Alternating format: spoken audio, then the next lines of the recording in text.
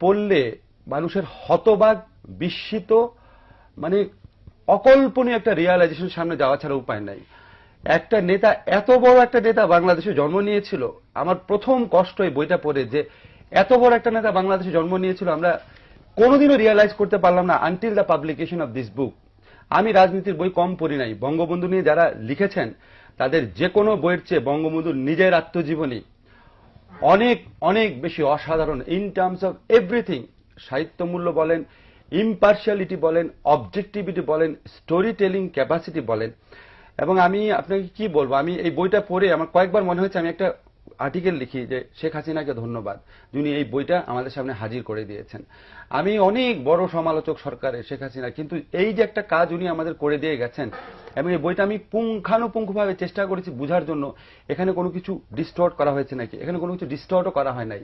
কেন করা হয়নি আপনাকে বলি। এখানে বঙ্গবন্ধুর বিরুদ্ধে যারা রাজনীতি করেছেন, এমনকি বঙ্গবন্ধুর হত্যাকারী যিনি ছিলেন খন্দকার মুশতাক, তার সম্পর্কে ভালো কথা আছে, টাচ করা হয়নি কোনো কিছু। এবং যেভাবে উনি বর্ণনা দিয়েছেন এটা একমাত্র নিজের ঘটনা, নিজে ছাড়া লিখলে অন্য কারো পক্ষে এত ডিটেইল বর্ণনা দেওয়া সম্ভব না।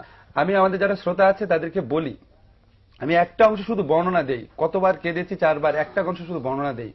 উনি যখন 54 ইলেকশন করবেন, উনার বিপক্ষে মুসলিম লীগের একজন প্রার্থী দাঁড়িয়েছেন ওয়াহিদুজ্জামান, উনি অত্যন্ত বড় লোক, বঙ্গবন্ধুর হাতে কোনো টাকা পয়সা কিচ্ছু নাই, অত্যন্ত দরিদ্র একজন মানুষ ছিলেন উনি, কোনোদিন কোনো চাঁদাবাজি করেননি, কিছু করেননি। উনি যখন ইলেকশন করতে গেছেন, গরিব লোক কুড়ে ঘর থেকে বেরিয়ে এসে ওনাকে টাকা পয়সা দিত।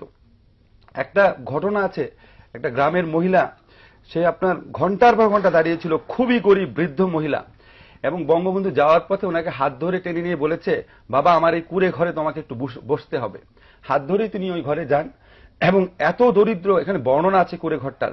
তখন ওই মহিলা তাকে, বৃদ্ধ মহিলা তাকে এক বাটি দুধ, একটা পান আর 4 আনা পয়সা এনে দেয়, ইলেকশন ফান্ডের জন্য আর কি। রেখে বলে, খাও বাবা, আর পয়সা কটা তুমি নাও, আমার তো কিছু করার নাই। আমার চোখে পানি এরকম খুব টাচি কিছু বর্ণনা আছে। আমি মনে করি কি যে এই বইটা আমাদের কয়েকটা কারণে পড়া উচিত, শুধু ইতিহাসকে জানার জন্য না।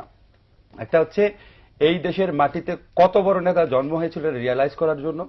সেকেন্ড হচ্ছে বঙ্গবন্ধুকে, এই অনুসন্ধান আমার থাকবে, আমি আজকে শ্রোতাদের কাছে কমিট করে গেলাম যে এত বড় একটা গণতান্ত্রিক নেতা, এত বড় একটা স্যাক্রিফাইসিং নেতা, এত বড় একজন মানে ভালোবাসাপূর্ণ মানুষ, কি করেছিলাম আমরা ওনার সাথে, আমরা মানে